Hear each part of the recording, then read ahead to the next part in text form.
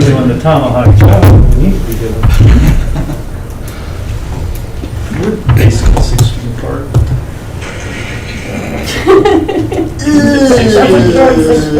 Yeah. Well, I like it if I have plexiglass between me and Brian. Yeah, exactly, yeah. There you go. Okay, are we ready to close? Well, you're 21 now, so you can go anywhere, so you can go a lot of places now. I'm married, so I don't go any of those places. Okay, all right, we'll call the meeting to order.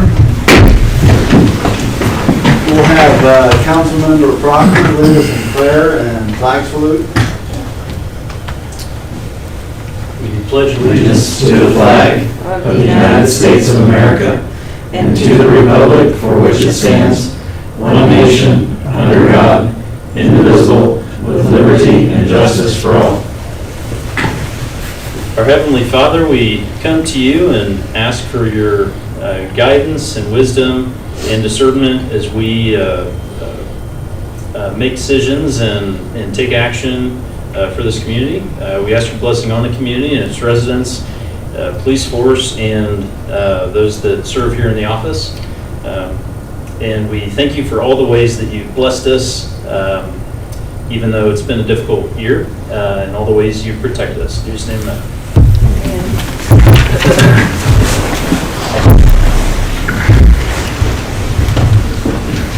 Item C, approval of the agenda.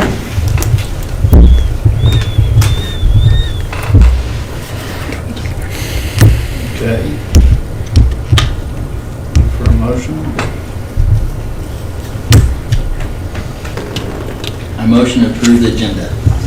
Motion by Brent, Second. second by Sarah. All in favor, say aye. Aye. Okay. Motion passes. Item D, citizen comments. It's just me. April Hernandez, 201 North Main, which is the library. I just wanted to say that Honorable Mayor and Council people, that we put up the story walk today out of Lanier Park onto the trail, so that's up. And I wanted to let you guys know that. And also to state that if you guys decide to do a new community center building, that it'd be awesome if you would combine the library with that. And the last thing is, I didn't know, I wondered if you guys all got our new promotional video, and wanted to make sure that you had seen that. We did a promotional video for the library. Okay, so just want to make sure y'all got it. So You sent it to us. Carrie did, yeah. I had Carrie send it, yes. So, okay, just want to make sure y'all got it. So, anyway. And the idea of the community center and the library, what would that look to you? Well, again, I don't know what you guys, I know there's been talk of senior center, there's been talk of just a community center, so basically, if you did the community center as a big building like you have now with the kitchen and everything, that would be awesome, because the library could also share that kitchen space, and we could do cooking classes and stuff like that on top of that. But having part of it, and I know Micah has said something about, he's talked about the two-story thing, so having either the library on the bottom and the community center up top, or the community center on the bottom and the library up top, but just being able to share the facility so that we could use a lot of those same amenities that are in there, so. Are you not able to share the facility right now? Oh, we can, yeah. You can? Yeah, it's just, it'd be nice if it was all together in one thing. Oh. It'd be more convenient. Now, the discussion tonight, right, is to just pretty much rehab the one we have. Is that, I mean, I know I'm kind of jumping ahead, but is that pretty much the general Yeah, discussion? it's general discussion and direction with, obviously, we've identified even within the CIP, the need for a long-term solution. Facility. And that's something that in the past we've talked about, is combining like a consolidated municipal facility, kind of with each respective group having their own wing with a centralized focal point. And again, it's conceptual, and so what April's saying is something that I know at the staff level and big picture community visioning, that's what we've always kind of talked about, both from the governing body level and the citizen groups that we work with for the development of the community vision plan. For tonight, yes, it's simply what can we do in the immediate kind of 25-meter target range to identify a solution so that we can get through until we're able to make those long-term decisions that we know the community really wants. Okay. That's all I have. Thank you, April.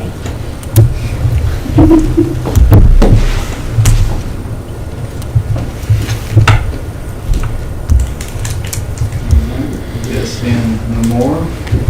Item F, consent agenda. Approval of the minutes of the regular meeting of October 19, 2020. Accounts payable dated October 21st, 2020 for $310,729.86 and October 20, 2020 for $136,401.38.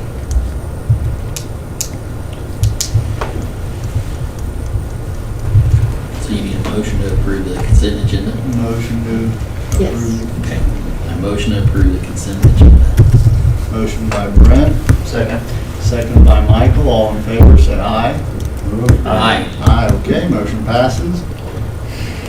Next item. Item H1, Goddard Women's Club Annual Report.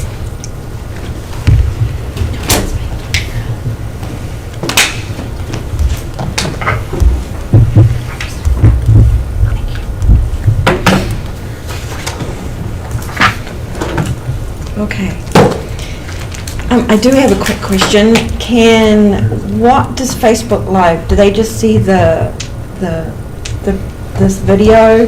Do they see me or us, or what do they see? Right now it's panned to the body, but Everybody? And do they see the video or not? We can put it on there. we can put it on the You want, slides. would you like him to turn it? Well, just so they can see, otherwise I feel like I'm talking to Okay. you guys, which is wonderful, but I know, See if they should see it. yes, I know there's a greater presence out there in the world. Not just me, it's not all about me.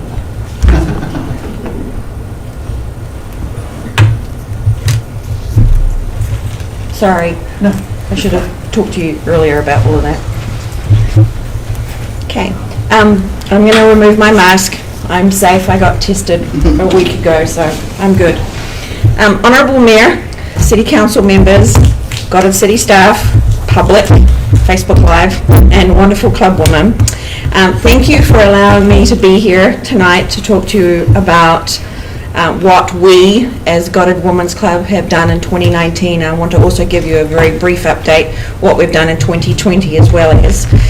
For those who don't know me, my name is Janine Eilert, and I am the past president of the Goddard Women's Club. The current president, Lisa Stoller, could not be here tonight, so I am here in replace of Lisa. I'd like to give everyone a summary of what we actually achieved in the 2019 year. And let's start with statistics, because I know we're all about the numbers. 2019 was our 86th program year. So we, as a civic organization, have been around in existence in this community for 86 years as of 2019.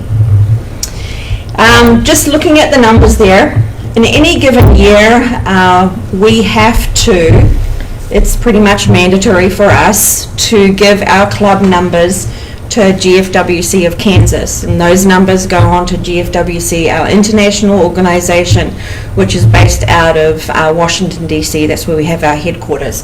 So any given year, I have the whole thing here, we have to come up with a 20 or plus page document that we have to turn in, and it goes up the pipeline. So any given year for us as a club, we generally do between 50 to 60 particular projects.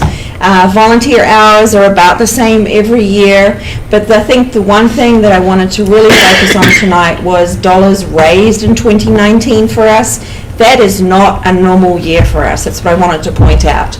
That particular year, as you can see the number, we raised over $3,000. In a typical year for us, it's $2,600 to $2,800. The reason being, I believe that we raised more money on last year, 2019, was we received a literacy grant from Procter & Gamble, and that helped us with the library.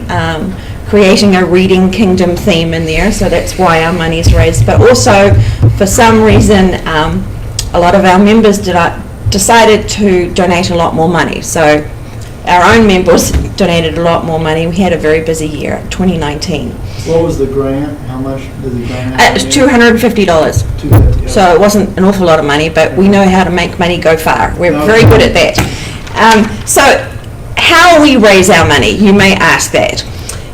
We generally, as you can see the top picture up there is my lovely friend Gail sitting in the rain at the Fall Festival. So generally we sell during the Fall Festival and also the holiday affair. We also sell items there. We also sell Terry Lynn nuts and candies during any given year, and we use Facebook. We have a Facebook page, and we also sell items on that. We receive donations from you as a city, which thank you, and we also receive donations from the Goddard Puppet Ladies, and I think most of you know what the Goddard Puppet Ladies are, but during any particular school year we do events in the library. Those are free to our Goddard Public Library. When we leave this community and go out to other libraries and other entities, we charge them for that. So that is how the Goddard Puppet Ladies makes their money. So free in our community, nowhere else, no. So that's how we make our money. So 2020, wonderful year for us as a civic organisation. That's a little sarcastic, and businesses, as you are probably all aware of. So we had no Fall Festival today. This October we will have no holiday affair as well as.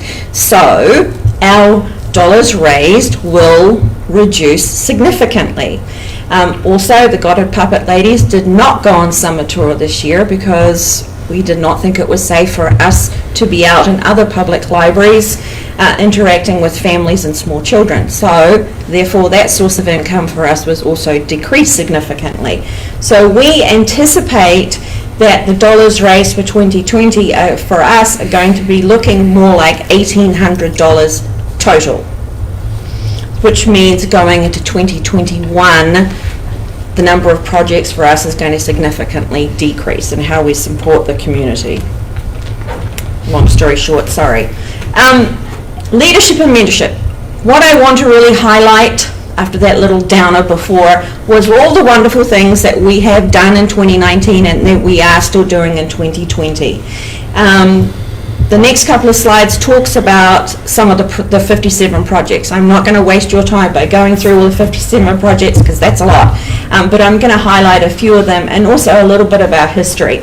So leadership and membership in 2019, we serve GFWC, General Federation of Women's Clubs. It is actually an organisation that has 40,000 plus members worldwide. We here in Kansas are about 400 plus members. We have clubs in Norton, Kansas, Kansas City, Pittsburgh, Liberal, so we are the four corners and everywhere in between. We have 4 members in our club that actually serve GFWC of Kansas, either as chairwoman for certain different community service projects, and I myself, president-elect of that particular organization. My term of president for GFWC of Kansas will be 2020-2024. It's pretty hard to say in a hurry. School community, we have a lot of members that are heavily involved with our school community in the leadership capacity. We have one, they sit on the school board, that are part of the school foundation, that are part of PTOs, site councils, and also mentors for inside the Goddard Academy. Within the Goddard community, we have members that are part of the library board, the Friends and Foundation board, that work with the Lions Club closely, that work with Neighbours United, the Goddard Chamber of Commerce. We are also a paid member of the Chamber of Commerce. What else? All sorts of things. Oh, Girl Scouts within our Goddard community as well as wider community. We have a lot of people that are involved with Ronald McDonald House, the Wichita Children's Home, the Kansas Food Bank, a lot of different organizations outside of this particular community. We currently, in 2019, had 23 members. We lost 2 members, unfortunately. Roma Schultz, who was the first female bus driver of USD 265, and Betty Simpkins, who was a past club president. We lost both of those wonderful ladies in 2019. In 2020, we lost another one of our members. We actually gained 2 new members in 2019, Brenda Honzi and Wendy Jameson. Unfortunately, in 2020, we lost Wendy Jameson. She had liver failure. And what we try and do is do something to honor those members, to also help our community. And some of you may have been in the community center and you may have seen the American flag in there that was put up by us, one of our members, and her husband, who was part of the Lions Club. We put that flag up in honor of her and her husband. We also, in conjunction with the library, select books that the library needs. We pay for those books from our club money, and we put, and April actually puts a plaque inside the book that it's in memory of that particular club woman that passed away. So that's one way we're also supporting our community.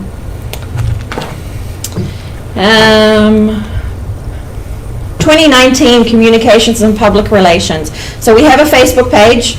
We have a website which seems to be constantly under construction, which I will take the blame for that. I need to really start to work on that one. We do have a Gmail address. We write articles for the Times Sentinel and also Kansas Club Woman, which is a publication that we have in the state of Kansas. We're always looking at trying to increase our awareness in the community that we do exist, we are here. We created some new informational pieces, and actually in conjunction with a company in Auburn Hills, Postnet, we made an enlarged blank check, and we've used those for publicity photos that we post on Facebook for the organizations that we actually give money to. 2019, great year. We learned to Zoom, and that was quite fun, quite entertainment actually. And also we have been meeting in a different location. Thank you to the city staff here for letting us do that. We've been meeting in the pavilion down here in Lanier Park, so I appreciate the city staff's help with that. 2019 education, we do a lot. Literacy is a huge focus for our club, a huge focus for GFWC International. 75% of the libraries here in the US were started by women's clubs. Hugh O'Brien Youth Leadership is an organization that is teaching our youth about leadership. We sponsor a student from Goddard High School and Eisenhower High School. Every year they get to go to a summer conference which is based in K-State, and we pay for those students to attend. So much so that the school district is a firm believer in this particular conference, and now they are also adding extra students to go. So we pay for 2, they pay for 2. So all in all, it's great for our community. We also support Parents as Teachers, the free lending library. There is one in Maple Village Mobile Home Park, and we have started to help add books to that in conjunction with the library. We support the public library. We create displays in there every other month. Story time, some of our members help on Facebook Live, 9:30 a.m. on a Monday morning. We're reading story time. Also, we have members that are part of the library board and the Friends and Foundation board. A special little note right there. The Women's Club started the Goddard Public Library May 16th, 1969 in the old post office, which was donated by one of our founding members. Her sister donated that in memory of her sister. So we celebrated the 50th anniversary, hence why we received the Procter & Gamble grant for literacy to help with increasing the friendliness of the atmosphere in the children's reading section with a Reading Kingdom Literacy, Goddard Public Ladies, and also we started an event with the library, Read Across America. We started in 2019, which is May the 2nd of March the 2nd, sorry, of any particular year. We started with a Dr. Seuss event. In 2019, we had 3 Dr. Seuss books, and the participants who come to that event will receive free books, care of us as a club. 2020, you can see on the top there, April and I were interviewed by Cake, which was a blast. Considering she and I sat there like, what's going on? Because nobody talked to us beforehand. We just were literally told to sit and answer questions live. And so I'm like, okay. Same things that we did in 2019. So we also did another Read Across America, our second one with the library, and did 2 extra different Dr. Seuss books. There is now also another free lending library in our community. It's actually close to 135th and Kellogg. It's in front of the Presbyterian Church there. Conservation is important to us. Souls for Souls is a organization that GFWC International has had us work with very closely. We donate shoes, so businesswomen in minority countries can start their own business selling shoes. So that's what Souls for Souls is. We have tried as club women to live the 5 R's: refuse, reduce, reuse, recycle, repurpose, and I would challenge all of you here to try that at your house, in your life. We have done that also by collecting plastic lids in conjunction with a local Girl Scout. Those plastic lids are melted and they are made into benches and also waste receptacles. Ban the Bag, also we're involved with that particular entity. It's on Facebook, you can look. And basically it challenges all of us not to use plastic bags when we go into the grocery store or any shopping store and take our own bags, or literally refuse to take the plastic bags from those people. 2020, same thing. However, we've started work with another different Girl Scout by collecting plastic bags. She takes those, crochets them, and makes plan mats. Plan, plastic, yarn. Put the 2 words together, you have plan mats. Those are used for the homeless, and she's currently making those for the homeless in Hutchinson. Arts 2019. We do a lot for our school district with regards to arts. It's just a highlight. We offer an opportunity for vocal and instrumental students to showcase their talent and practice in front of us, and before they go to district and state competitions. High School Musicals, we always every year give them some money, also food, for the Break a Leg, the opening night. We also have a local art competition that we have been doing at Dover Estates for the last couple of years. It's involved with 3 high schools: Goddard High School, Eisenhower High School, and Cheney High School. You may ask why Cheney. We have a couple of club women who are part of Cheney, so we have extended out to Cheney High School. Those students bring their pieces to Dover Estates. We showcase those pieces. We have 3 categories that they could win something in. Best of Show, which is sponsored by us as a club, but also we are trying to reach out to our local companies here in Goddard, and Allstate Insurance. Mark Collier has he sponsors the Outstanding Freshman, Sophomore and Junior Award, and Dover Estates sponsors the People's Choice Award. So we are trying to work with other entities in our community. We take those local pieces, take them to the state art competition, and that's at the convention that we have every year, which moves around the state of Kansas. And we were lucky that in 2019 we had a student from Eisenhower High School win the $500 award.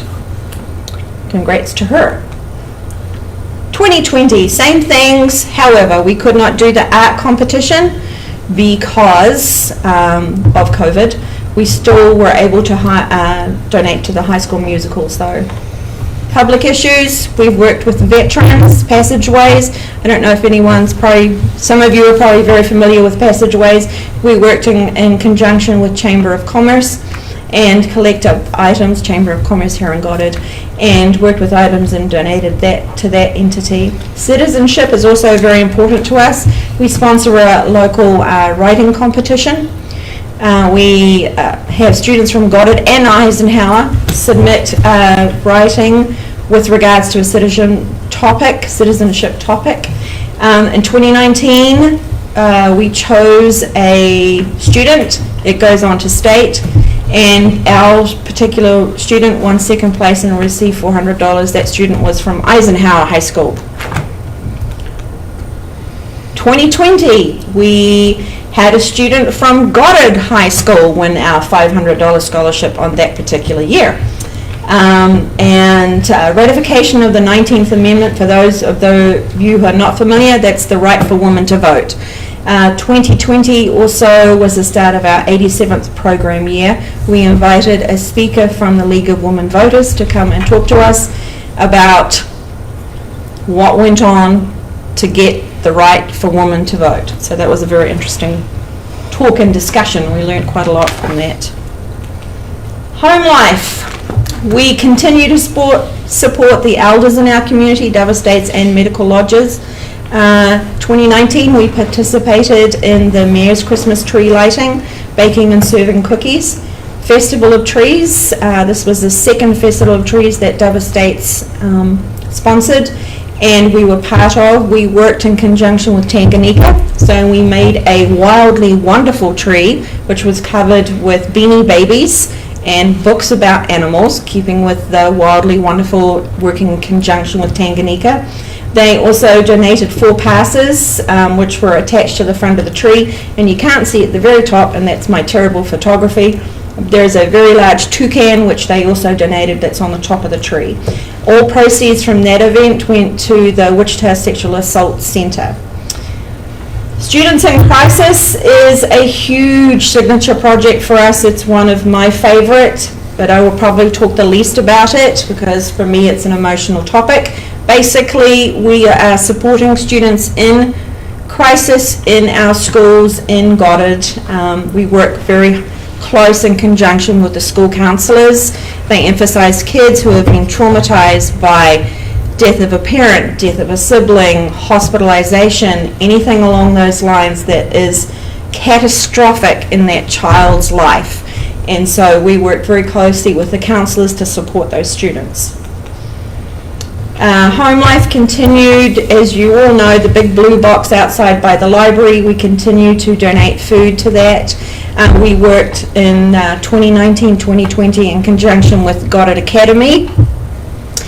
They helped us collect items, non-perishable items for that particular box, and we kept that stocked for the most part in 2020, the beginning part of 2020.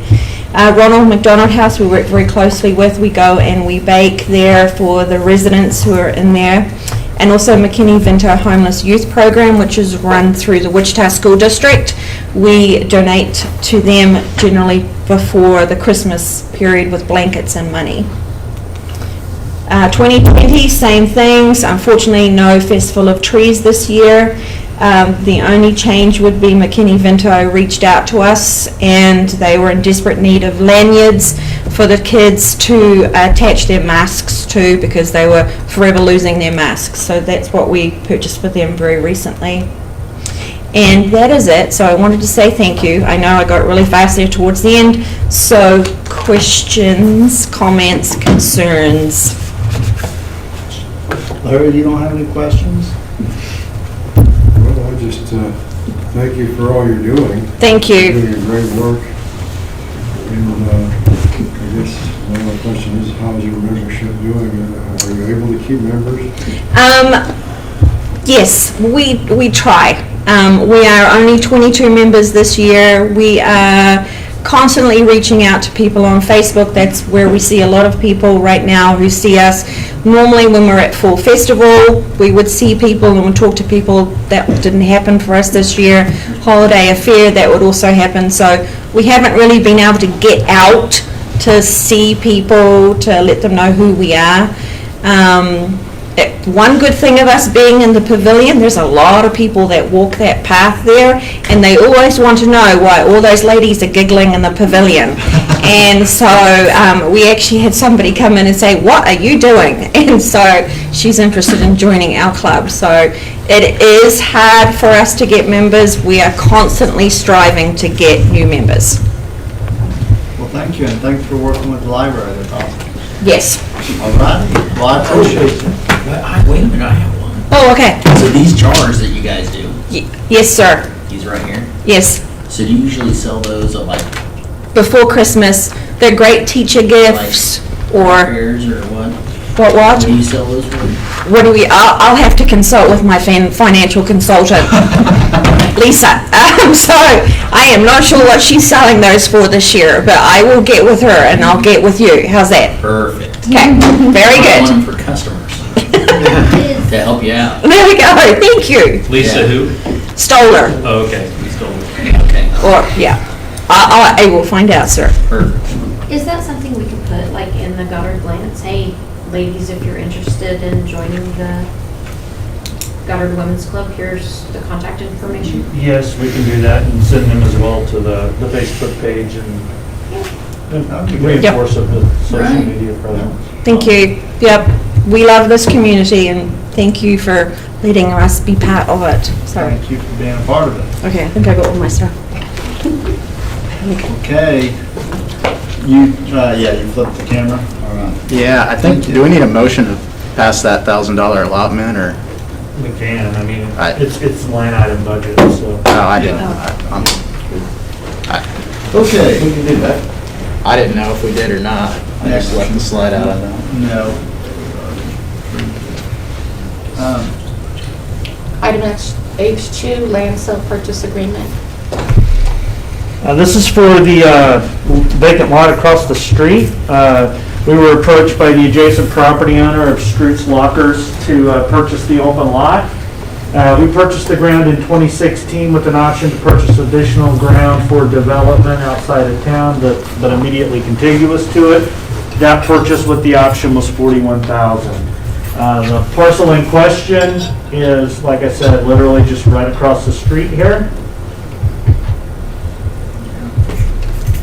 The sale price would be $25,000 with the title insurance, closing costs, possession occurring on or before December 15th of 2020.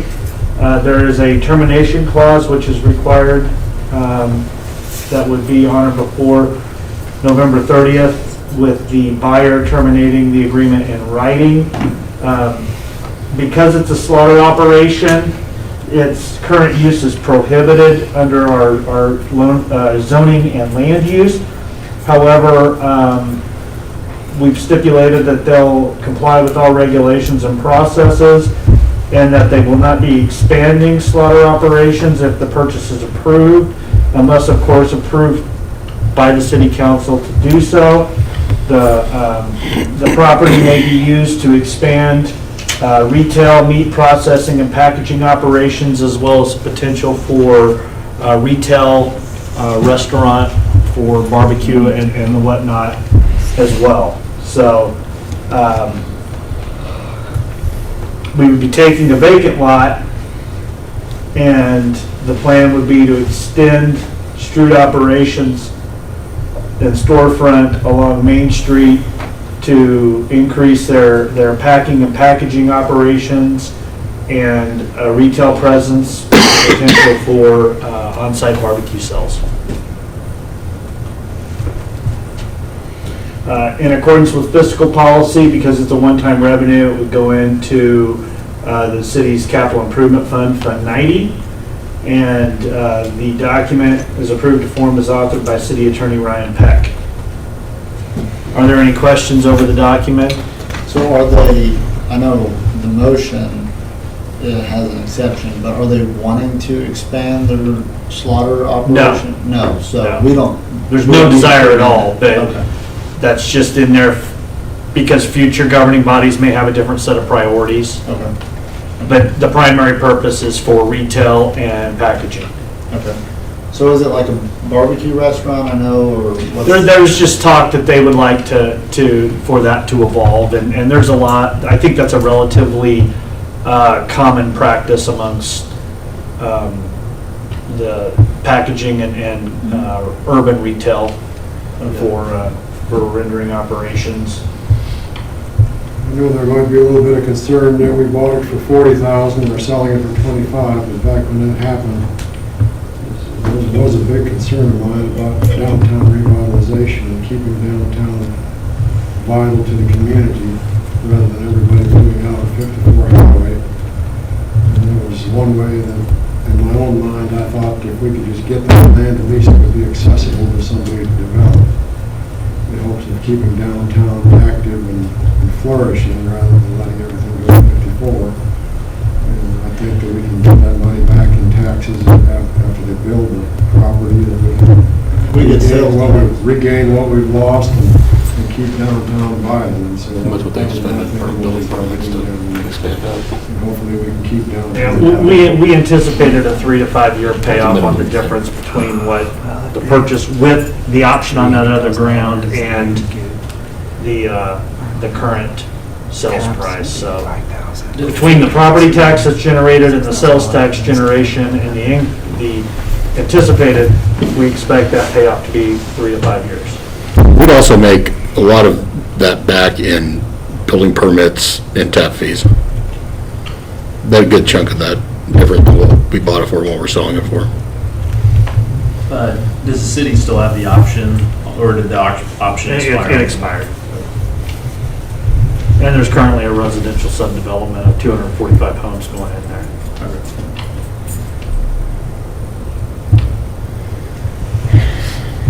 All right, any questions?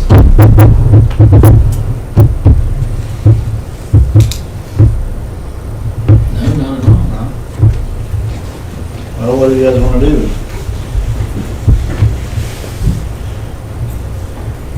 I'm going to make a motion to consider the approval of the sale of block 2, 3, 4, and 5, block 7, for the amount of $25,000. And authorize the mayor to execute the purchase contract, subsequent documents to complete the sale. Motion by Larry, Second. second by Michael. All in favor, say aye. Aye. Aye. Okay, motion passes. Item H3 is CID agreement, Tanganyika Wildlife Park. Now, this is some administrative housekeeping for the Community Improvement District that was created back in March of this year for Tanganyika Wildlife Park. On March 2nd, the council accepted the petition to create this district that's essentially a self-imposed tax to finance attraction improvements within Tanganyika Wildlife Park. With that action, a public hearing was set and held on March 23rd, where ordinance 848 was created, or was adopted to create the district and establish the 2% sales tax within Tanganyika. The maximum amount was 8.3 million, utilizing approximately 1.6 million for 22 years. The 1.65 would be the state's estimation for sales tax collection over the period of time, that 2% limit. That would help offset the cost of 8.3 million in improvements within the park. Improvements that were authorized by ordinance 848 is the construction of a splash park, events facility, enlarged playground, safari park, education building, children's zoo, Lions facility, expanded gift shop, parking, utilities, as well as incidentals like lighting, parking signage, and the art sculptures, cultural amenities, and associated stormwater and design costs associated with all of that. So what we're doing here, and this is an illustration of the park proper as it was originally petitioned. Resolution for consideration is noted as agenda item H.3.A, and it approves the development agreement which is included as an attachment to the resolution, which is H.3.B, and it's the implementation for the distribution for the approved Community Improvement District.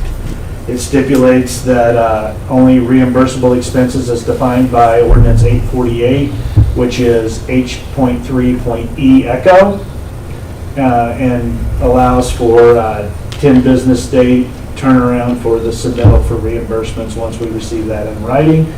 The process and the agreement are defined and encapsulated by the statutes for the state of Kansas and administration of the Community Improvement District statutes. The park expansion again is set at $8.3 million, with $1.65 being financed through this 2% self-imposed tax. It again finances approximately, or will generate an approximate valuation of $412,500, and then it would generate roughly $13,750 in additional property taxes, almost $30,000 going to the school district, $20,000 to the state of Kansas, for a total tax revenue of approximately $64,000. With the current mill levy, we're looking at approximately $69,000 estimated in property tax revenue from this expansion at full build-out. No special assessments are being requested as the project's financed 100% pay-go, and the petitioner, as the sole property owner within the CIP, is essentially, like I said, a quasi-self-imposed tax. The city's full faith and credit and our bonding limitations are not in play here, as it is a pay-go for a pass-through financing mechanism for the private sector. Legal considerations are approved as to form as authored by our city bond attorney, Kevin Cowan of Gilmore & Bell, and reviewed by city attorney Ryan Peck. It's recommended that the council consider the resolution authorizing a development agreement to construct the improvements within Tanganyika Wildlife Park, and that can be done with a voice vote. Do we have to advertise that when people? No, sir, because the public hearing was conducted in March, the ordinance was adopted, and this is simply administrative housekeeping because of the quick turnaround that was there. It's just, again, defining how this distribution will occur, that we are confining that 2% distribution to the approved improvements, which is very broad in scope under the statute. How much flack are we going to take because people think that we're charging the extra 2 cents at the end?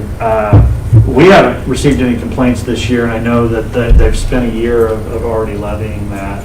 So you're looking at essentially, $2 for every $100 spent in the park in total.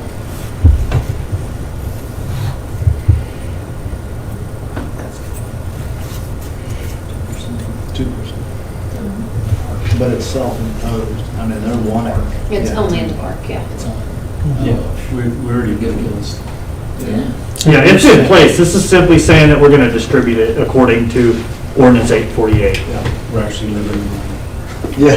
So we're saying we're gonna do what we said we would do. Exactly. Okay, I'm gonna make that motion to do what we said we're gonna do. Second. Motion by Sarah, second by Michael. All in favor, say aye. Aye. Okay, motion passes. Thanks, Chief. Oh, we just touched. That was rough. I'm going to do what I said I'm going to do. Members of the governing body, this is just a quick background. Sedgwick County area is going to undergo, or it has been undergoing, a radio system upgrade. Should take a couple of years to complete. Those are usually pretty high costs. We're talking about replacing entire radio systems and things like that. So for the last couple of years, I've been trying to use year-end approved budgeted money to kind of offset that by making incremental purchases in some of these radios, which aren't very inexpensive, just to kind of offset that, any costs that we're going to have kind of at the final end of this project. 2020, our budget approved, allowed for $8,000 in radio purchases, and I would like to request the authorization to purchase 2 additional Motorola APX 6000 walkie-talkie radios, 31 $12.68 per unit for a total of $6,225.36. Cost of purchase would go to that line item from the budget under radio equipment and under PD administration. Legal is approved by form and recommended the city council approve the purchase of these 2 radios for that total cost.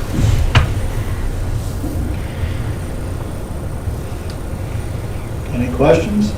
How many are we short? We're not short, this is just a matter of slowly starting to replace radios that we're inevitably going to have to replace to work with the new system once it's up. The radios we have now work, the radios that we're buying will work on the old system and the new system once it's implemented. Okay. So how many, The portable radios, is that what they've got on their chest? Yeah, that's what they carry on them.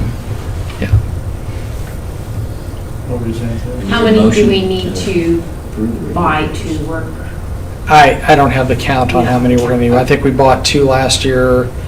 As we had to replace car radios, we're doing that as we add that into the fleet purchases. So I've been trying to do it to spread it out a little bit rather than coming back and asking for a gigantic sum of money once we get there. So if I can keep doing this, yearly with year-end funds that we haven't spent, then it'll make that final purchase a little more palatable, I think. They last quite a while. Oh, yeah, they last for quite some time.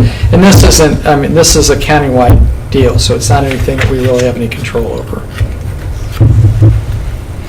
So I need a motion to approve the radios, $6,225.36. Motion? Yep. Motion by Brent, second by Michael. All in favor, say aye. Aye. Okay, motion passes. Thank you very much. Thank you. Item H5, report update and ordinance amendment. Honorable Mayor and Council, so we brought this to you at the September 21st meeting, and it turns out the way the ordinance was written was essentially wrong, and it maybe was wrong last year too, but thanks to Kathy, our court clerk, she pointed out that some of the ordinances, or the numbered ordinances in the language, were incorrect, so our city attorney went ahead and looked at that, and so we'll go ahead and get that new ordinance The table of published. contents in the book had been modified last year to reflect the new structure change. And so section numbers were duplicated, and the Uniform Public Offense Code, and It was just an organization book. pretty Yeah, much? the Okay. book added section numbers that didn't previously exist, that we had since adopted our own unique ordinances on, Okay. and we just need to essentially renumber to avoid that duplication. And so, the new section numbers in the UPOC, I think there's 3 or 4 of them involving offenses that I don't know that we've ever prosecuted anybody for, so they're pretty unique deals. Okay. So this is primarily just a housekeeping deal. Okay. Okay, what do we need to do? Motion? Motion. Yep, Okay. just a motion to adopt. Motion to adopt. Motion by Michael, Motion to waive the reading of the ordinance. Oh, motion to waive the reading. second by Larry. All in favor, say aye. Aye. Okay, motion passes. Now, motion to adopt. Motion to adopt. Motion by Michael, Second? second by Brent. All in favor, say aye. Roll call. Roll call. Oh, roll call. Well, I screwed that one. That close, you were that Really close. Councilmember Zimmerman, Yes. Councilmember Leland, Yes. Councilmember Trailer, Yes. Councilmember Proctor. Yes. That'd be ordinance number 857.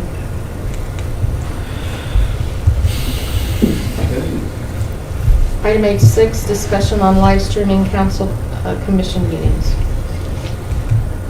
This is kind of just designed to be a discussion. I mean, with the COVID pandemic this year, we've kind of learned, we kind of threw a system together to at least get the meetings online so people that didn't feel safe coming to City Hall for these meetings could see what was going on. And I think everybody's liked that. I mean, we have anywhere from, I think, 40 to 50 viewers, per live feed, and then not to mention the people that watch it on YouTube. and go back and watch it on Facebook and the website after.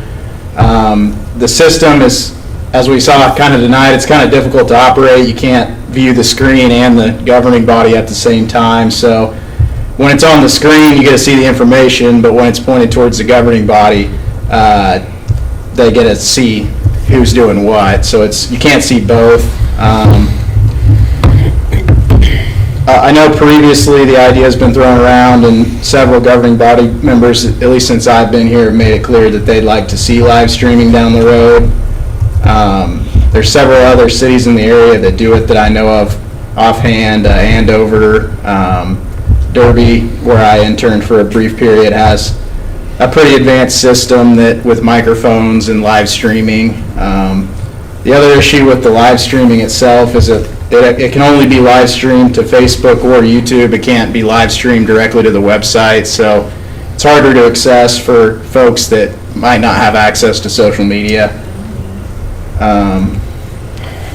So essentially, at the governing body's directive, we're prepared to maybe reach out to other cities and see what they do, and then possibly come back and present a number of bids for the systems. But we kind of want to just get your comments on what you want out of the system and what's important to you all as the governing body members, so. I think that's a great idea. I hear from people, through Messenger and everybody, that they want to see the slide, but they also want to see us. They want to see what, comments Brent's always wanting to make. But I think that's a great idea. Depending on the cost, I don't know if it's a big number. It's not that hard to flip the camera around here and there if we need to, but I don't think there's a problem in looking into it, of course. I guess, what do you guys think?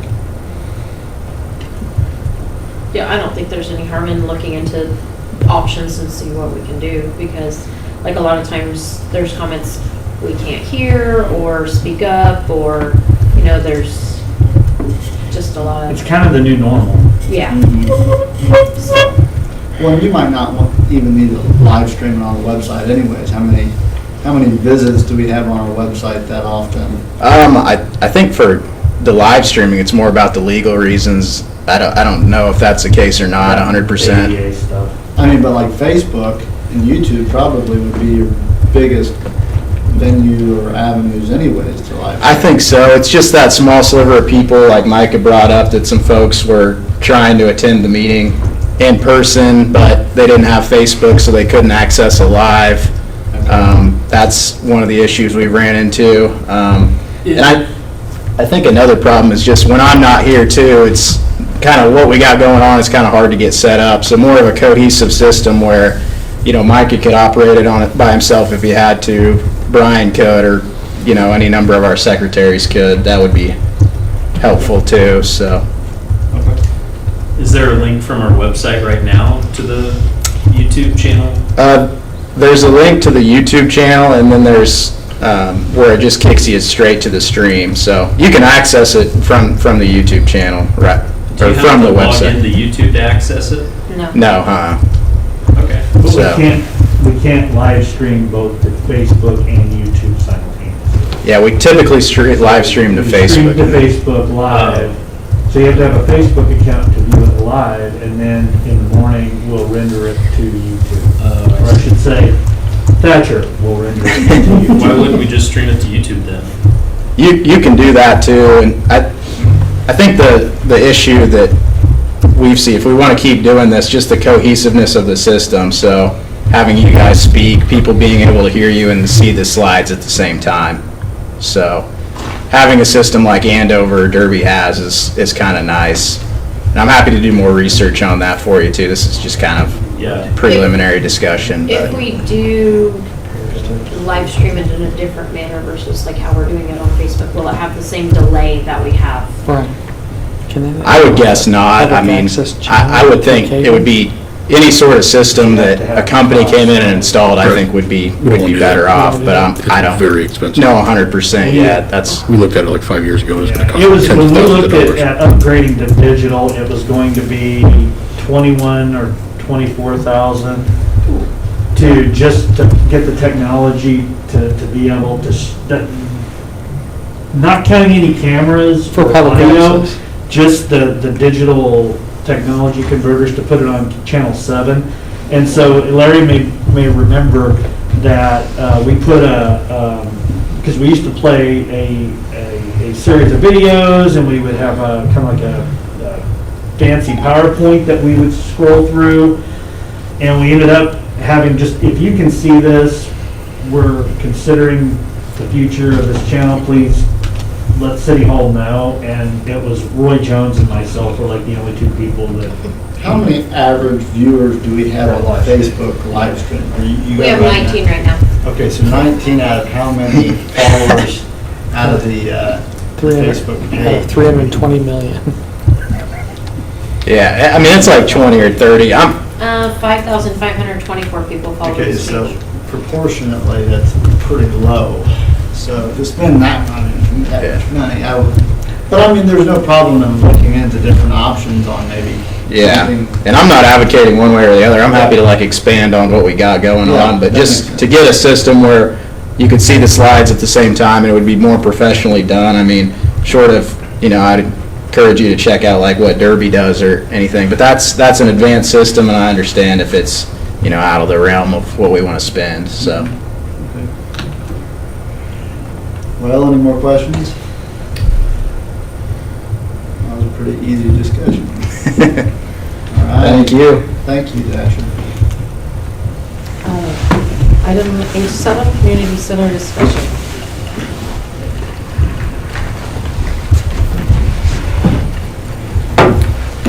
Mayor and Council. As you know, this is an item that comes up quite regularly, and it's one that, since I've been city administrator since 2013, and it's been a discussion every year. The building, I believe, is arguably the oldest remaining kind of a structure from the early 1900s. Goddard was originally founded in 1868 and incorporated in 1910. So that the building has been City Hall, it's been a community center, and it's been around for some time. It's had fires that it's survived. But again, we've had this discussion on to what extent, because we know the end point is the community's outgrown the capacity of the current structure. But again, in trying to be fiscally prudent, keep costs low for our residents and not raise property taxes, we have the issue of how do we handle this structure, because we're having to put money into it that could cost tens of thousands of dollars, knowing that in a decade, we may be building a new facility, or within a decade. So we've discussed siding, we've discussed wiring, we've discussed, full-on rehabilitation, we've discussed removing it and changing locations. We've included a list of maintenance items that we've done that's fairly routine, but some of them aren't, since 2010. The most recent was a year and a half ago. We replaced the portion of siding that you may remember fell off the back, but it's in need of a paint job, wiring, heating, the structural supports of the flooring, the foundation is in need of a repair. But then again, we're looking at almost $20,000 in engineering costs if we wanted to get an honest to goodness engineering assessment of the structure. So, what's the future of the space, and what should staff do to improve the current situation of the building? And by that we mean, do we need to solicit an engineering assessment? Do we need to bring in commercial contractors that do structural work? and electrical and environmental work to determine kind of their version of what might need to happen. What would you like us to do so that you can make a more informed decision on what to do with our community building going forward? Again, and this is just to bootstrap it until we're able to actually assess how we want to go about expanding our municipal service needs for the public. As April discussed, community center, library, senior center, city hall. I mean, we know that we have all of these facilities that are all at, maximum capacity. So, how do we do this in a cost-effective way? And we know that bootstrapping the community center in its current conditions, probably the most reasonable bet. How and to what extent do we do that? So what do you need from us, or what would you like to see from us to bring back to you to make this informed decision? I guess, Matt, what's reasonable to spend? I mean, because going down this rabbit hole, we can end up spending a lot of money. Probably more than you expect too, because when we did the remodel here, what we learned kind of the hard way was that any significant changes to the building requires you to put everything in ADA compliance. There is nothing in that building that's ADA compliant. I think the cost just for that stuff would push us out of the value of that building and property probably completely. Well, when we redid the kitchen over there, they made us make the bathrooms ADA compliant, so we could revamp the kitchen and furnace. So, What bathrooms language we are have, ADA build the new compliant, buildings. so they made us put a ramp up the back door. A steering malfunction. Got a north part? Yeah, we got. North Park, there we go. We've got ground adjacent to the existing municipal shops that we just did a one-year farmland lease on. That's, essentially that field to the north of the West Star substation where the big long power lines are going. And we may be receiving a donative, a donative gift of additional land that we could look at on North Main in the future. So we've got land availability. Now, the park at 23rd Street, where the community park's at, and the tree planting that was approved at the last council meeting will occur, which that, by the way, should occur here this week on Thursday. But we cannot really build there due to the actual space of what the city physically owns and the pipeline that runs through there. So your idea, you're talking about North Park, so feasibility of money, what does that mean? If you would, because you gotta redo the whole North Park, when you commit to doing that, you're not only building a community center, you're building a park too. Yeah, I mean, I don't know how much that building, I mean, we're talking about a building big enough to house the library and a community center, which I would assume includes would house the senior center as well. I mean, how many square feet are we talking? Well, I mean, the good thing is there are two other buildings. We don't have that kind of cash on hand to build that. It would have to be either, we'd either be dedicating sales tax funds for, 10 years, I don't know. We know that this is a 10-year solution, and what we said is it's a near long-term or a mid-term goal. So for the sake of the community center today, do we want to look at putting any sort of paint on it, any sort of, Well, we just got 25 grand for the sale of the ground. Okay, so could we take? is this something that we want to start earmarking so much money per year that? I think focusing on at least the foundation and the structure of the building is where we need to start first. just basic real estate, but how much does that cost? And you said 20 grand in engineering. I don't know, I mean, maybe you get some quotes and talk to contractors to really see what they think and if there's problems there that they see. Or if, do you guys know if there's any foundational problems? I know in the past, they had water leaks under the building, and from what I understand, the floor is being held up by, I guess, some sort of posts that are sitting on the ground that hold the floor. Yeah. Okay. And because of that water leak, they sort of sagged into the mud and so on. And so now that it's dry under there, I think, a person could get up underneath there and push the floor back where it belongs and then stabilize those posts. Concrete or blocks or something like that to make the floor more stable.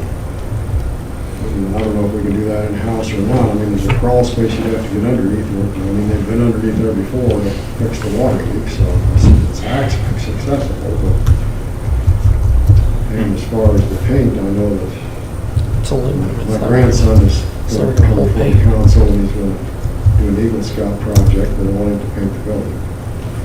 So, I mean, What about like windows, and new lights and all that stuff? But the building's so old. You Well, have I to mean- follow lead safe procedures. Hey, Painting. have you ever seen the movie The well, Money Pit? it's been I mean, I it's just- been painted a while I back hate because to- my Well, but youngest Matt- son painted it the right. last time it was painted. But Matt says, I mean, we don't have the money on hand, we don't have the cash on hand to do a project like this. I mean, that we. Not really- today, That no, we sir. really want to do. I think the whole community wants that. I mean, the two fine ladies in the back, of course, I know want it. But it's what's conservative and what's responsible for the city. And I agree with you, that would be a good goal, but what's for today?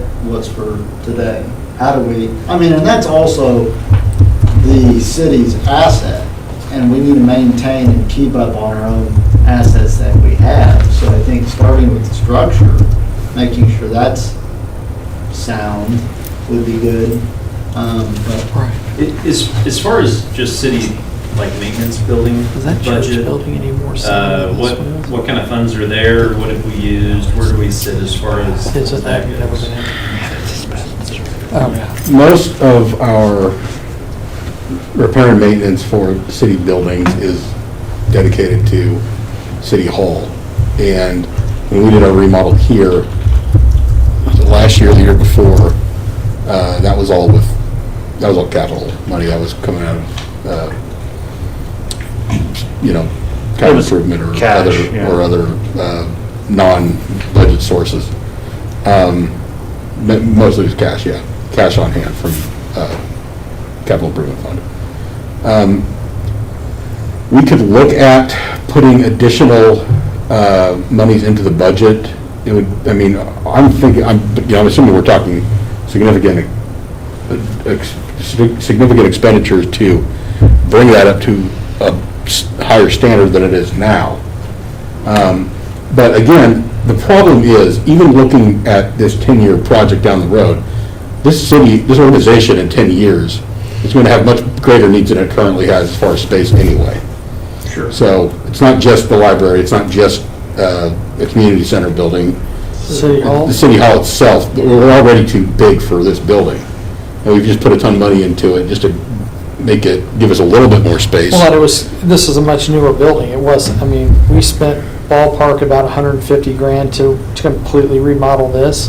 But you're talking about a building that's, 80, 90 years newer than, And I don't know what functionality we're getting out of it in that think it's current state the- anyway. Community has been wanting a community center, a new community Right. center, for years. Even when I first joined, that's all everybody talks about. Bigger library, community center. We need to figure out what we can do to make it happen. Okay, my That's what we- answer is then that I can't do anything with our current revenue stream to. What we can do is Our utilize. budget, we raised the sales tax to help park board budget out. Where's that account at? We haven't done anything since last year to that park. What's that? A county? Well, we bought Parkland. Yeah, we Traded Parkland, didn't We we? spent $200,000, plus over $200,000 on that trade. yeah. What are we sitting at on the Parks and Rec? Well, it's, the Parks and Rec budget is, It's the Parks and Rec budget a is special Parks and small. Rec fund It's- for capital. Most of the sales tax money for Parks and Recs goes into the capital improvement fund. So it's, the parks, we transfer $50,000 into the Parks and Rec fund every year, planning to spend half of it, planning to bankroll half of it for a larger project every couple of years. But when we built the pavilion, when we built the splash pad, that was capital improvement fund money, and that was all the city sales tax. What do we have, I mean, do you know off the top of your head what we have in Parks and Rec, beginning of next year? Special Parks and Rec fund? Yeah. I'll have to, The city sales tax. as of, City sales tax goes into the CIP. And we transfer a portion of that into the Special Parks and Rec fund. City sales tax. But the city sales tax goes into CIP. goes into the capital improvement fund. It all goes into the general fund. We transfer most of it into the capital improvement fund for improvements specifically. So how we go about making this happen Yeah. is, if I may, Hey, there we go.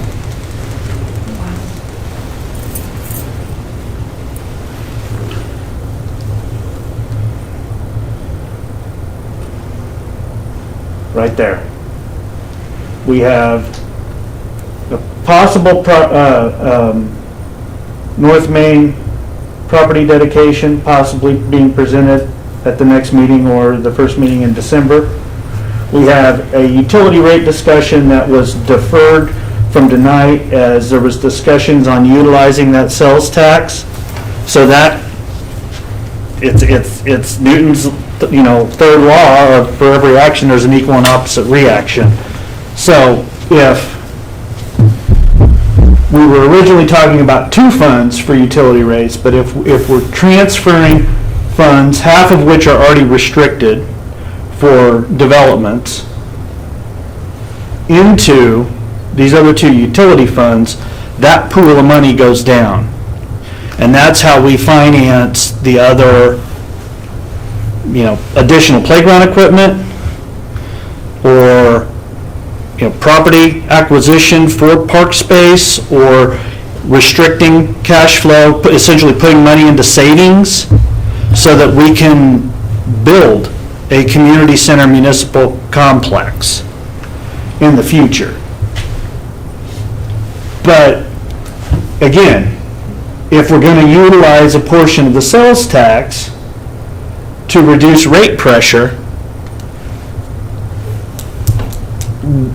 we're taking money out of that bucket. Can't do that. So that's why we want to walk through this and say, if it's a priority, we can make it happen. What they want.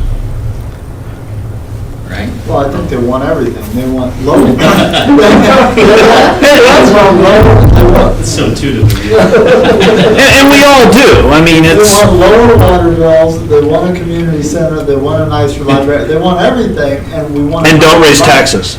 And we don't, and that's just not feasible without raising taxes, and I don't know if that's a decision that there's. We have the second lowest mill levy, other than Biola, in Sedgwick County. And well, and then Fred with growth, maybe more confident. So, How often is the community center actually being used? I know our current climate is different, but we all kind of need to face. It was used every weekend, but most of its usage is through our community nonprofits. Okay, but are they currently actually using the building, or are they doing Yes. their meetings via? Some are, some Or aren't. at the pavilion, or, that's all I'm asking. It's like, because of our current social climate, if the building's not even being used, why would we pour more money into it? Well, I think the seniors are still using it, aren't they, for exercise? Not right now. Okay, so maybe a little bit different line of thinking. So Matt, you were bringing up the fact that this, even the city's organization has outgrown the capacity of this building already, right? What, yeah, because, I mean, if we've got a building that we need to put significant money, why would, have you guys thought about bulldozing it and expanding this building over, create some flex office space with a bigger room in it that can be a quasi-community space? Yes. And the city continue to expand into it? Maybe with some of those offices, you make them rentable by even businesses or people that need some office space here in Goddard, because there's not a place for a business to meet in Goddard, other than McDonald's, Burger King, or... I know the mayor and I had a discussion a few weeks back on exactly this, unrelated to this topic tonight, but obviously this topic tonight was what, part and parcel with what we were discussing. And we know that we have an ability, because of our unique point in the history and evolution of our community, to do it right, and to do it right for the next 20 to 30 years. That includes that mixed-use space. And in fact, we talked about kind of the plan that we've knocked around here for the last, when we would do our visioning at just the staff level, going back 8 to 10 years, we've talked about, multi-story glass with a courtyard and things that we could do that would be like to foster an entrepreneurial incubator that folks could utilize that office space. For the parcels to the west, if you remember, we had the budget workshops in the past where we talked about buying all the properties to the west, and unfortunately, that came and went. So the parcels to the farthest west of this block, or north of this block, are no longer available, and we were not aware that they were available. So that creates a cost issue. But what we would like to do, I think, from a planning standpoint, is right here, begin the work plan and discussion at the next meeting, which gets us into kind of that final, calendar for 2021. And the first quarter of 2021 is exactly that. We lay out our capital wants, and then we structure the budget that we start in May.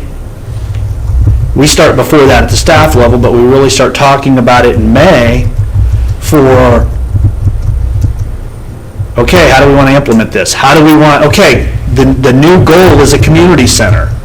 So how do we backwards plan our budgets so that we're, saving money? I mean, it's just like a personal bank account. We don't want to lever up the credit card or go get maxed out on debt. We want to do it prudently. So it's going to take a combination of savings and planning, and then we get into the discussion, which we've had in the past, I know, with Councilmember Zimmerman, when we would do previous visioning sessions, and that's, okay, what happens if we move this complex off of Main Street? Or are we going to utilize Main Street as kind of the civic center and build stuff around it?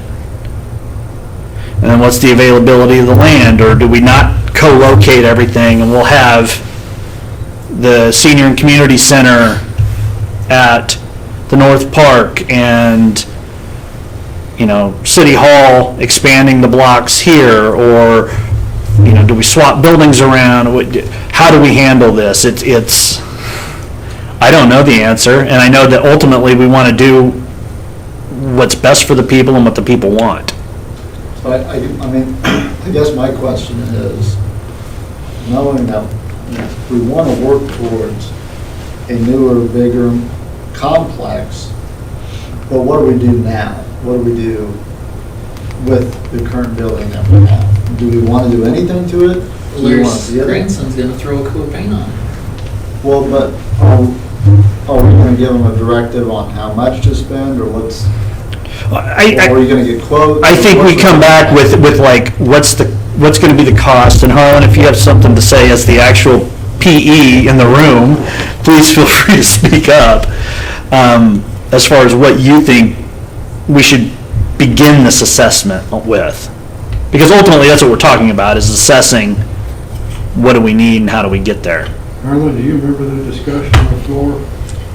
I do remember someone saying of the problems with the supports underneath it, so that would be, to me, the first thing, order of business. Have we ever had a structural evaluation done? Because structurally, if the structure is deficient, there's no sense in investing big dollars in it. Just You have to condemn it if you do.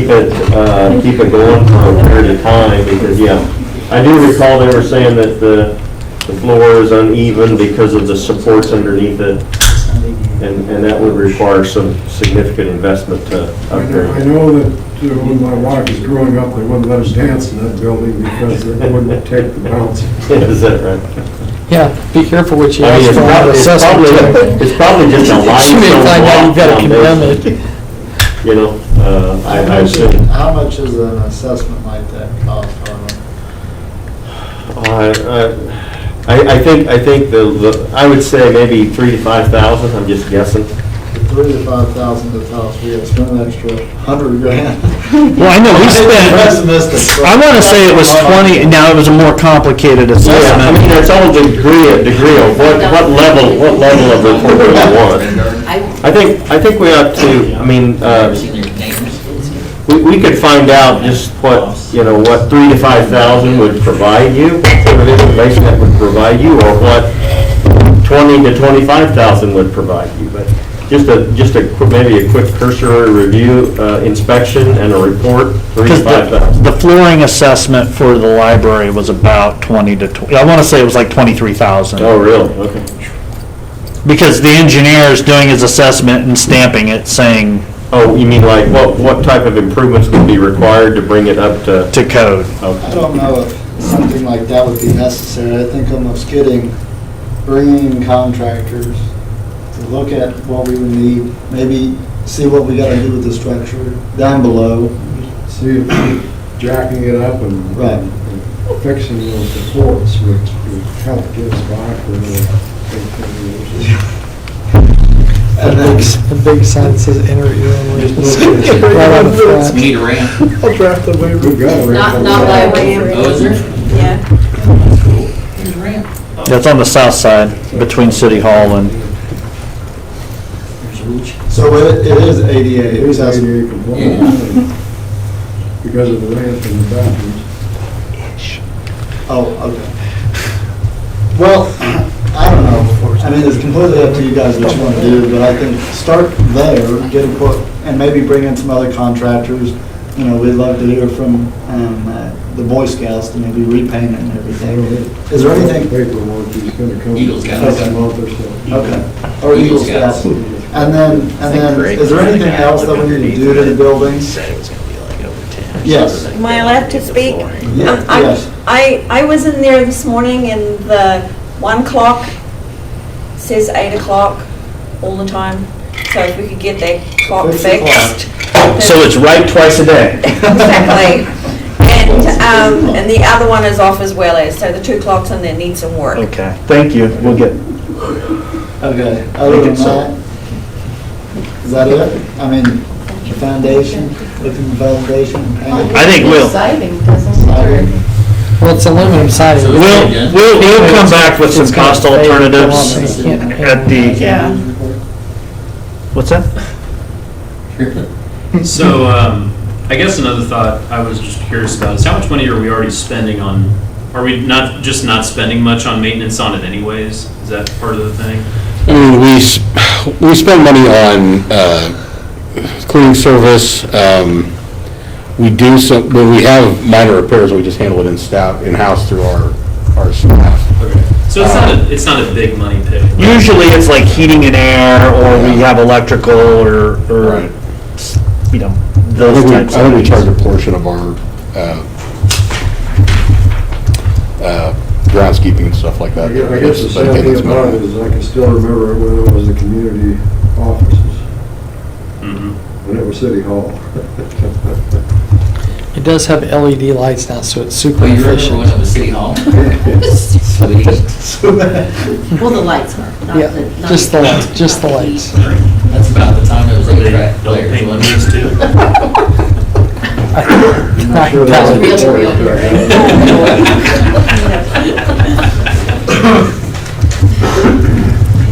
Okay. Okay. So you'll figure. Get a couple of road flares and go down in the basement and check everything out. I don't like crawl space.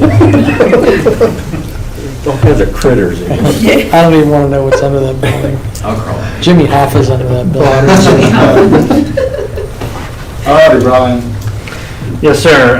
We haven't had any additional draws on the STAR bond,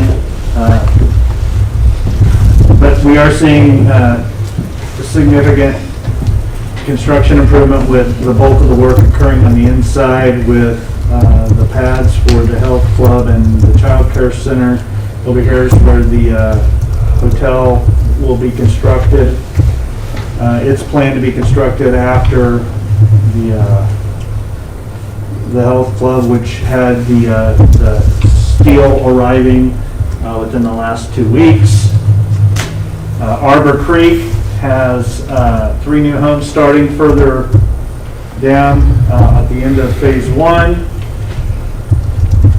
And you can see the progress of those homes now that we're just underway. We have total assessments of just under $3 million at $2.89 million.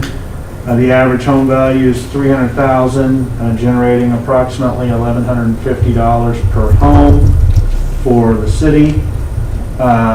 There's 245 lots with 28 already sold, so we should be looking for some additional petitions for phase 2 here, not too long down the road, I would imagine. We have issued just under $3 million in temporary notes. Cloverleaf is going gangbusters.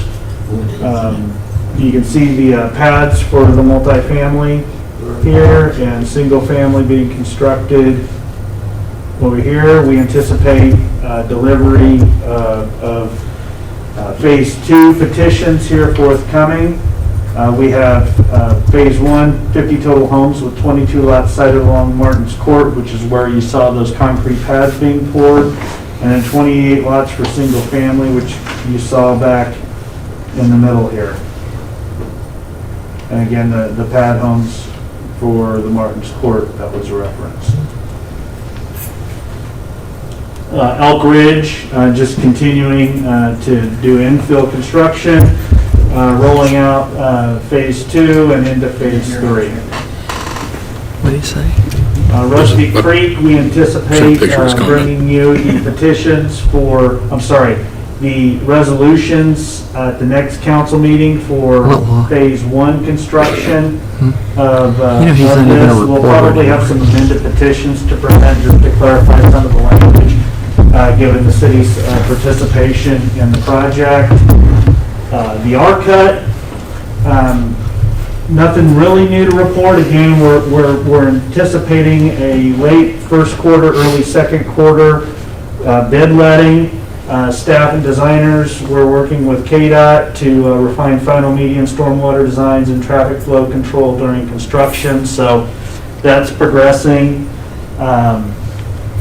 We've approved the design budget at $186,000. So far, we've expensed just under $60,000. Total estimated cost is just under $2 million, with KDOT picking up that cost of the improvement. The 183rd frontage road, as you can see, is currently underway. Unfortunately, with the recent inclement weather, the construction that began on October 19th experienced about a week and a half's worth of delay due to the inclement weather. Again, just taking the time to thank Harlan and his crew, especially Andrew, for their work on all of this prep work for this and navigating the many changes that KDOT kept throwing at us. We will have the signs out here for this week for the 183rd southbound from essentially Holy Spirit southbound lane to Kellogg closed. You will still be able to go northbound, but you will not be able to go southbound. So between social media, our webpage, and the traffic control signs on Kellogg and 183rd and up at Maple, folks will know that you won't be able to get through past the entrance there at Holy Spirit. Can we, that week, maybe signage in Seasons along the road that connects 183rd to the frontage road? Something about slow down, because people are gonna go through that neighborhood. We can see what we can do there. Where's the trailer right now? Just, I'm afraid the traffic's gonna be. We're planning on signage on 183rd along Kellogg and I don't know where it's off of at. Maple. Yeah, well, I'm But- just, I think there's gonna be increased traffic through there and, People turning around and or whatnot. just, and not driving slow and, that whole thing. Okay, yes. Okay. Brian, the changeable message boards are up. I came through there Okay. tonight, and Yeah. they're up out on Kellogg, and they're up on 183rd, so. Good, thanks. Because I know when I went through at around 4:30, I didn't see them, so. Good.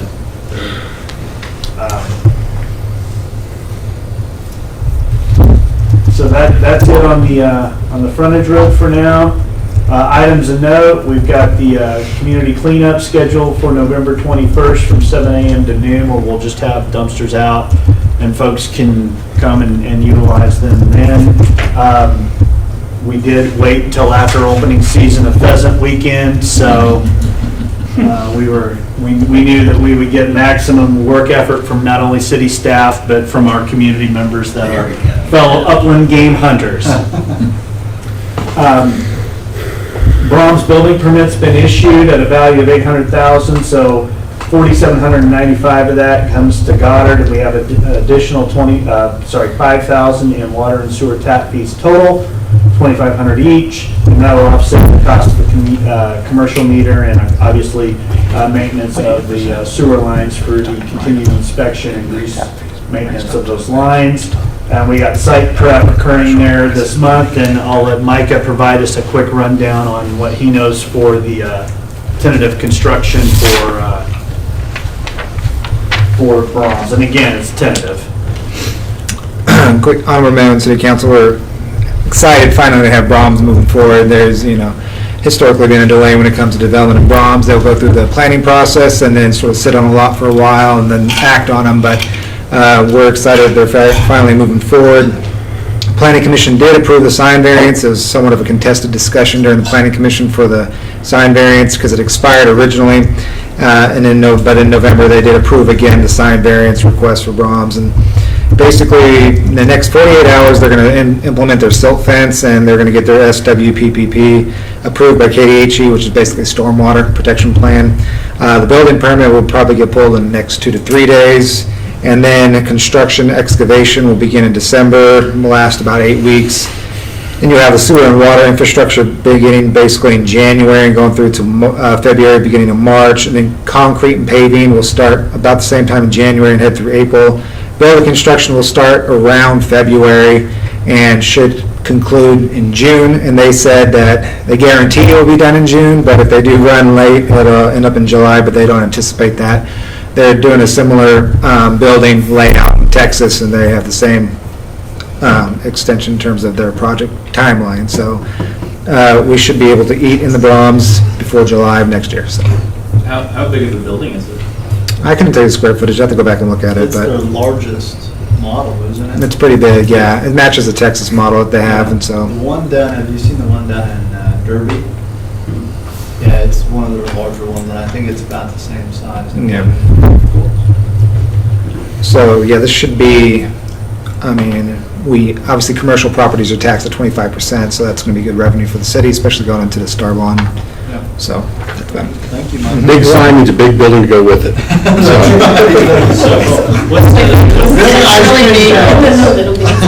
Our commercials, the way our sign regulations read in our subdivision regulations, it's basically commercial signs are not really supposed to be higher than 10 feet. But what you're seeing is that so many commercial buildings are set back from US 54 and people are traveling 60 miles per hour, then drop to 50 and increase to 60 again. A lot of businesses have been asking for sign variances, especially in the Goddard Galleria and around that area, and in anticipation of the US 54 elevation at some point in the near 20 to 30 years. And so what you're seeing is that a lot of developers are saying, hey, we need a bigger sign for maximum visibility. When their sign engineer was presenting on behalf of Brahms, they're saying basically there's a calculation about square footage, and the more square footage of sign you have, the more revenue you make as a direct correlation. And so they were asking for not only an increase in the sign height from 10 feet to 35 feet, but an increase in about 180 square feet to 310 square feet. And so that was approved, but it was somewhat split down the middle by the Planning Commission, where half of them wanted it to drop from 35 to 30, and the other half didn't care, so. I thought we passed a deal saying we're going with monument signs. Monument signs are only required, correct? And that's more of the base. Goddard Galleria, right? Monument signs was supposed to be, we were going to convert all of our pole signs to monument signs by 2021, at the end of the year of 2021. Yeah. But there was some significant pushback by a coalition of businesses, and so then as city council members moved in and out, and then we decided that we were going to try to revise that. It was tabled, and we haven't made much headwind on that yet, so we were considering other options, especially involving the businesses, so that they feel they've been a part of the revision of the sign ordinance. Some of them thought that a monument sign, even if they had to only put up half of the cost, the city had originally anticipated maybe paying half of the cost, was cost prohibitive, and they didn't like that idea. And so there was a lot of discussion going into that. Yeah, So- if you remember, we had a plan that we would utilize sales tax money to offset the cost of the sign, where the city would begin installing the signs going down, but apparently even the city's putting in the cost of the signs was not favorable to the businesses, so. Well, I guess I'm just wondering from a real, if I was one of the existing businesses that is getting pressure to move to a monument sign, and then Brahms comes in, puts in a 35-foot pole sign. It's not a pole sign. It's not a pole sign. Monument sign. Yeah, it's actually. Oh, it is a monument? It's actually got a stone base. It's actually really pretty. They have a really Okay. stone base, and everything is designed very well. It's just tall. It's Yeah. 35 feet tall. Yeah, it's tall. The Goddard Galleria. It's, you know, like in the Texas State Fair, what's Big Tex? Yeah, it's Pretty much, yeah, it's gonna be that, the Brahms version of Big Tex. Yeah, this is not good. It's not a pole sign. So it is so it abides by the ordinance. Well, Goddard Gallery's got its own architectural standards, but there's nothing that prohibits a pole sign currently. It's just that all pole signs by the end of 2021 have to convert to a monument sign. Okay, so this will be a monument sign. Yes. Okay, that was my main concern. I was like, that sounds like a big step backwards on. Right, no, it's not a pole sign. Okay. But the pole sign conversation comes up quite a bit, with businesses still wanting pole signs because they're feeling that they want to go higher if US 54 does become elevated. Bearing in mind that should occur in 10 years, because when I got here in 2008, we were told it was going to be 20 years out, so. So it's only 10 years out from elevated? No. No. I'm like, what? Technically. We don't know when it'll occur because Yeah. of, obviously, the cash flow, and we'll know that it's happening because Kellogg westward will get to us, and then we'll be part of that expansion. It's not like, it would not make sense for us to go elevated when everything to the east of us and to the west of us isn't. Sure. Okay. And then we have Cloverleaf petitions coming up for November 16th or December 7th, which we discussed. We anticipate about $195,000 for the water line and $488,000 for paving. And then the 227 North Elm triplex building permit at an valuation of $200,000, which is a good significant increase to the property values in the adjacent area. Upcoming notable items in November, you've already seen this. We'll have discussion on utility rates, sales tax, a small cell agreement with Cox Communication that is essentially verbatim out of the state statute that we pretty much just present it and pass it because it's from the state level. Discussion on the calendar for the 2021 work plan, Governing body composition discussion that was previously mentioned with City Attorney Ryan Peck presenting. Public Works large vehicle purchase, and then in December, we're looking at the community center discussion follow-up, backflow inspection code amendment, which is essentially administrative housekeeping, where it says that we shall be doing certain things that we never intended to do and we're not. It requires us doing on-site stuff, and we've never done that, nor does anyone else in Metro that we're aware of. So we're just cleaning it up to modify our current practices. We'll have the public hearing on the suitability for habitation of the home on Summerwood Court. Then we'll have a discussion of utility rates and how we want to go forward into 2021. So that concludes my report if there are no questions. Okay. Governing body comments? Larry, what do you have? Well, I just know the discussion of putting up a new community center, we just need to keep the businesses that have already invested in downtown, keep them in mind when we're thinking about making improvements so that we don't just start putting up city buildings here, there, and everywhere, and then leave them hanging out to dry in an area of town that we don't want to invest in. I mean, if we, the city, don't feel it important enough to invest in our own downtown, why would anybody else want to invest in our downtown? You run up, look at Mays and see what happened to their old town. There's a building here and a building there, and you have no idea where downtown is. I mean, our city building is off almost in Wichita. And if you enjoy what Goddard was and want to continue to see it as this is the business district of Goddard, we need to consider that when we're investing in a new community center or expansion of the city building so that people can see that in the city we're still invested in downtown. And I guess that's pretty much all I got to say. Thank you, Matty. Sarah? The St. Andrews HOA, at a meeting, didn't we talk about you asking when that was going to be turned over? The signage regarding the HOA turnover, I don't know at this point.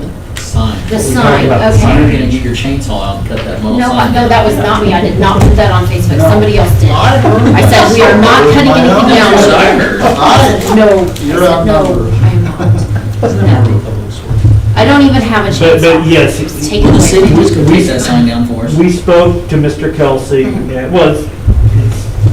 it's there by right, so, but we anticipate seeing that come down here in the next several weeks. Now, when we spoke with Kelsey, not all the lots were actually sold, right? Correct. Okay, so I think he there's won't be there's two two left. lots remaining. Yeah, so he won't be When did handing that out. change? That's new, because we thought they were all built out. No, there's He's no- gonna hold on to one forever. I'm not. I just heard variance of 35 feet tall. Well, anyway, they're all. Okay, so the sold, sign so- should come down. Okay. Brent? They can do that. Was that all you had? And Okay. Brian, Is it we mine? do a master Oh. fee schedule update. Usually My my products? are on last. Oh, So you want to be last? Who wants to be last? Last year when we increased it When did we do that? last year in I June, I think. I was We increased it. not that related to much, but when I drive this way and I see the across the double yellow lines to pass bikes, I was just curious, is that within the law? Is that Yeah. breaking the law? That's Because why we there are have double the- yellow lines to pass. that's how we have the you have to change lanes essentially to pass pedestrians and bicyclists. Right, but it's a double yellow line. That's what I'm like, I thought you couldn't pass on double yellow. Not for pedestrians and bicyclists. All right, I was just curious on that, So 'cause it was we can- confusing to me. Otherwise, how do people turn left onto, On 99? I don't Church know. Street? Yeah. I don't know, it's just Now, just so that you know, look around, the make sure county there's- actually comes. What are you through talking about? On 199, the double yellow lines, which is done by So the what is county, that? not The the double city. yellow line. But then there's a sign that says pass, Full. in the other lane. which means you have to cross the double yellow line. Right. I'm like, well, which way am I breaking the law or not? I just, You're breaking the law if you don't. Come on, chief. I would defer to the city attorney on that, because he's probably, We he's probably the one that actually have an made ordinance based on statute for pedestrian and bicycle, because there's no sidewalk there. And that was initially implemented when we could not get the school district, back when there was free money for sidewalks, to participate in the Safe Routes to Schools program. So we had to do whatever we could do to get the kids that were in a walking district and zone yeah, right. to be able to have safe passage. So that's kind of the history of that. And now that funding subsequently dried up. So where we could have had tens of thousands of dollars each year for free sidewalk money, now we're having to figure out how do we expand our sidewalks and provide a community building and water rates. and. Right, there we go. Yeah, so. Sounds like we may have to text. All I can recommend is don't hit the pedestrian in the bike. Yeah. Just a. Yeah, Pedestrians and bikes. crossing the yellow line is the least of your worries. If you don't like If it's down hitting a pedestrian. cross the line. Is that all you had, Michael? Well, we're in a no-fault state, so if they're not in a crosswalk, it's, all right. My wife was hit by a car in college. I was right there. So I have a lot of personal experience with that. Anyways, no, I was just curious on, like, literally, there's this sign, there's the yellow line, how do people know? So- Don't take that road. All right, Brent, what do you got? Oh, and it is, next weekend is opening weekend of pheasant season. So everybody needs to get out and hunt. Because I know I So would. get your hunting license. You gotta get your hunting license first. And your That's right. hunter safety first. Well, yeah, you can get a hunter's license without a hunter's safety. Okay. And go vote tomorrow. Get out and vote. Right. Otherwise, that's it. All right, well, the only thing there's two things I wanted to say was, we're having a lot of these discussions, open discussions, so that the public knows and community members know that we're trying to figure out, with the water, utility rates, with the, city building, the community center, we want to do all those things, but we gotta have a financially responsible way of doing it, and how do we go about doing all of those programs and those projects. So I think the whole city staff are working real hard on trying to do everything that they can. The next one is go vote. Tomorrow's the big day. It's your duty to go out and vote as a citizen. So go out and do that. Like Mom always says, if you don't vote, you can't complain. So, we have 2 voting polls, right? It's the Goddard School District Community That may already be, Conference Center. is that still open? Because I thought that was only for 3 days. No, it's No, just, it's Oh, no, that, yeah, for a polling. Yeah, it's a polling station, place, that's and right. then Pathway, right? Those are the only 2, I believe, so. Thanks. Other than that, that's all I have. So I guess I look for a motion to adjourn. Make that motion. Motion by Larry. Second. Second by Brent. All in favor, say aye. Aye. Okay, motion adjourned.